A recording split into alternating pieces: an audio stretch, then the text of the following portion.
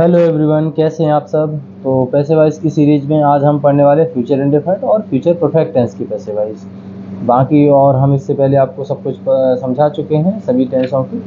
और अगर इससे पहले आपने बेसिक इसका वीडियो नहीं देखा जो हमने शुरुआत में ही डाला था पैसे वाइज का, तो आप उसको ज़रूर देखिएगा। इसमें हमने आपको टेंस सभी समझाए हैं किस तरह से चेंजिंग है कि कौन से अगर इंडेफिनिट टेंस है तो कंटिन्यूस में चेंज होता है, कौन सी हेल्पिंग वर्ब आएगी एक्टिव में, कौन सी पैसिव में। तो इसके बारे में हमने सारा कुछ डिस्कस कर रखा है। और ये सब्जेक्ट को ऑब्जेक्ट, ऑब्जेक्ट को सब्जेक्ट किस तरह से बनाते हैं प्रोनाउन वाले, ये भी बता रखे हैं। और बेसिक रूल कि सब्जेक्ट को ऑब्जेक्ट, ऑब्जेक्ट को सब्जेक्ट में एनवर्ब की हमेशा थर्ड फॉर्म और प्रीपोजिशन बाई से जोड़ते हैं हम सब्जेक्ट को ऑब्जेक्ट बनाकर। तो ये सब हमने बता रखा। अब अगर आपने नहीं देखा तो सबसे पहले इसको ज़रूर देखिएगा, फिर इसके बाद इसको देखिएगा तो बहुत अच्छे से आप समझ पाएंगे और इजीली समझ पाएंगे।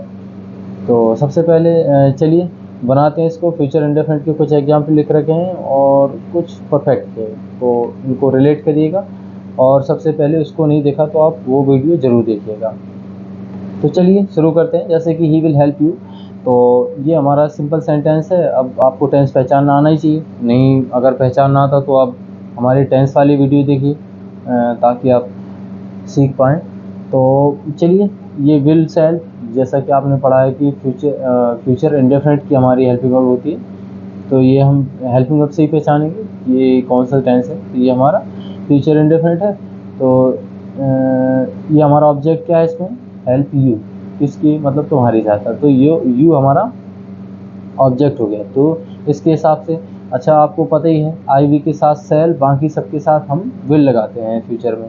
और थोड़ा सा अगर जैसे प्रॉमिस वाले हैं सेंटेंस है होते या दृढ़ निश्चय डिटर्मिनेशन वाले, तो उनमें हम उल्टा कर देते आई वी के साथ विल, बाकी सबके साथ सेल। जैसे कुछ अगर आएंगे इसमें तो ज़रूर बताएंगे, हमने कुछ एग्जाम्पल लिखे होंगे शायद। चलिए देखते हैं।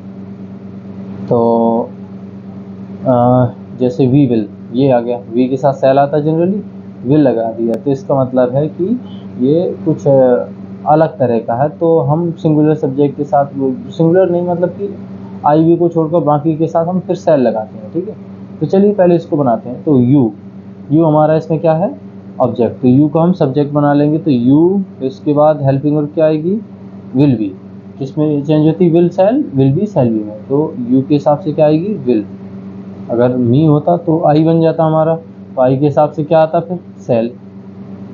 तो यू विल बी, इसके बाद मैन वर्ब की थर्ड फॉर्म, तो हेल्प की third form helped. You will be helped by, और हमारा ये क्या है, वी का ऑब्जेक्ट हिम। तो यही हमने उस पहले वीडियो में बता रखे हैं कि ही कैसे हिम में, आई कैसे मी में। तो ये सब आप उसको देखिएगा अगर नहीं देखा। अगर आपने देखा तो आप भली भांति समझ ही रहे होंगे। We will not admit children under 16। तो वी विल नॉट यानी कि हम नहीं करेंगे, एडमिट मीन्स दाखिला, अंडर 16 से कम उम्र के बच्चों को, ठीक है। तो ये उन्होंने दृढ़ निश्चय करके, मतलब कि उनका वो प्रॉमिस है, ठीक है। तो ये जो है वी के साथ विल आया। तो इसमें अगर वो हमारा ऑब्जेक्ट क्या है, चिल्ड्रन। तो चिल्ड्रन, ये भाई आई वी तो है नहीं, आई वी के अलावा बाकी सबके साथ सेल आना आएगा बस, ठीक है। आई वी के साथ जैसे इसमें विल आ गया तो बाकी सबके साथ क्या आना है, सेल। तो ये तो चिल्ड्रन है, तो इसके साथ क्या आना चाहिए हमारा ऑब्जेक्ट, वो sorry helping verb, helping verb आनी चाहिए इसके साथ विल। तो children, sorry shall, children shall, क्योंकि इनके साथ जनरली आएगा विल, लेकिन चूंकि यहाँ पे अलग कंडीशन बनाई है उसने, तो वी के साथ विल आया तो चिल्ड्रन के साथ फिर सेल आएगा, ठीक है। मतलब आई वी को छोड़कर बाकी सबके साथ सेल आना है, ठीक है। तो आई वी नहीं है, मतलब ये चिल्ड्रन है, ठीक है। तो द चिल्ड्रन सेल नॉट, इसके बाद हेल्पिंग वर्ब बी। तो children shall not be admitted, the children shall not be admitted। उसके बाद अंडर 16,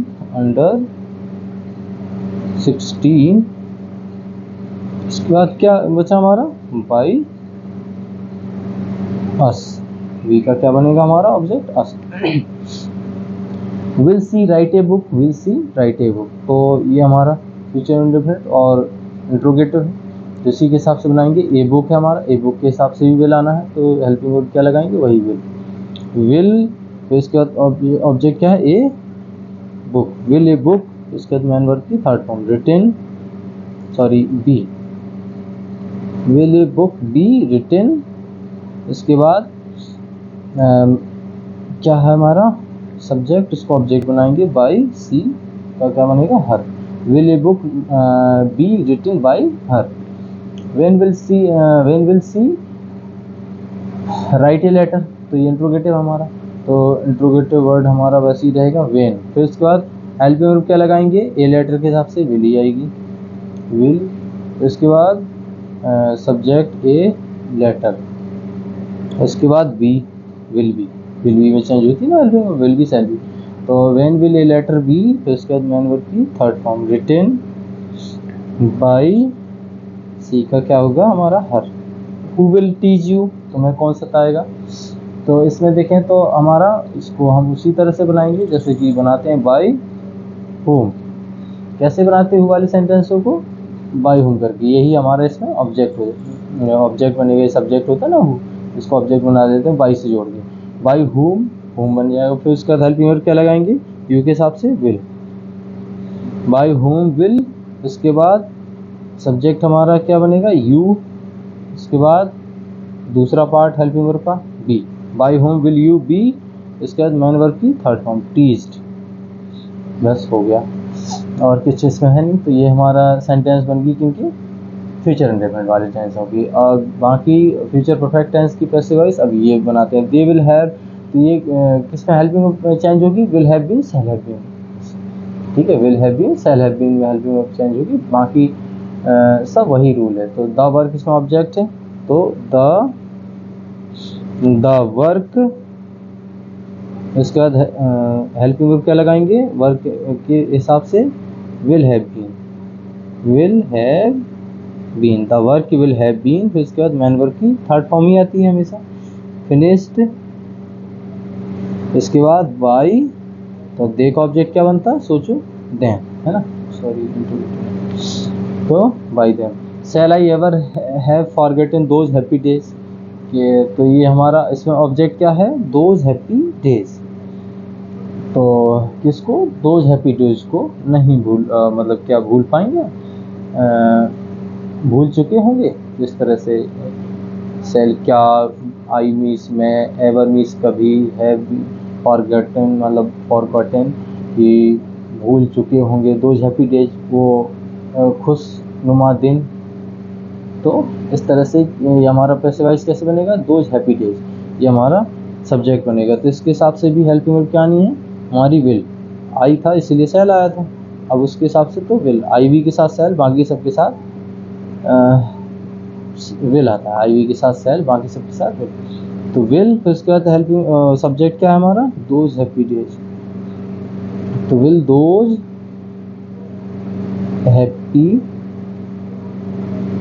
डेज। इसके बाद दूसरा पार्ट क्या है, हैव बीन, हेल्पिंग वर्ब का विल पहले हो गया, फिर उसके बाद helping verb have been, helping verb पूरा will have been shall have been, तो दूसरा पार्ट बाद में आएगा सब्जेक्ट। तो will those happy days have been. फिर इसके बाद मैन वर्ब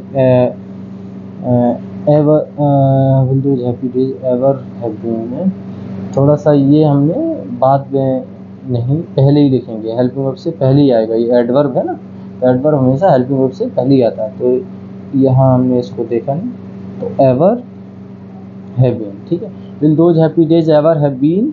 इसके बाद मैन वर्ब की थर्ड फॉर्म फॉरगॉटन, उसके बाद बाई और आई का में, बाई में, इस तरह से बन जाएगा।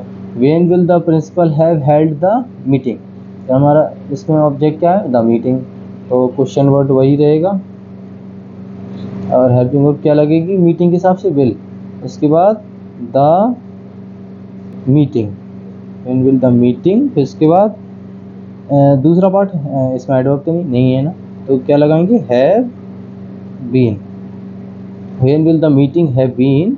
इसके बाद मैन वर्ब की थर्ड फॉर्म जो कि होती है इसमें परफेक्ट, हर एक परफेक्ट में मैन वर्ब की थर्ड फॉर्म ही होती है, तो will the when will the meeting have been held by the principal. ठीक है, तो इस तरह से हमारा ये हो जाएगा। The postman will not deliver the letters, तो द लेटर्स हमारा ऑब्जेक्ट हो गया। तो द लेटर्स इसमें ये नेगेटिव है, तो इसको सीधा द लेटर्स, फिर उसके बाद इसके हिसाब से क्या आएगी, ये helping verb will have been, तो विल, इसके बाद नॉट पहले आएगा, have been, the letters will not have been, फिर उसके बाद मैन वर्ब की third form delivered, delivered by the postman, postman. ठीक है, अगला है who will have stolen the books, who will have stolen the books, तो बाय होम, उसके बाद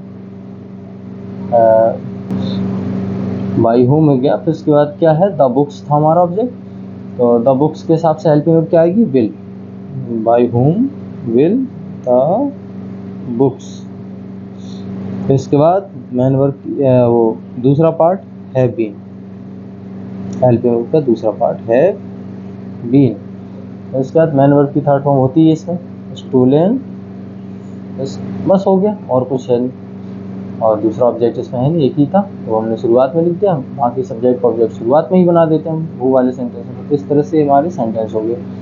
तो ये हमारे पैसे वाइज, चूँकि हमने 8 सेंटेंस की बनती, तो 8 सेंटेंस हमने समझा दिए हैं।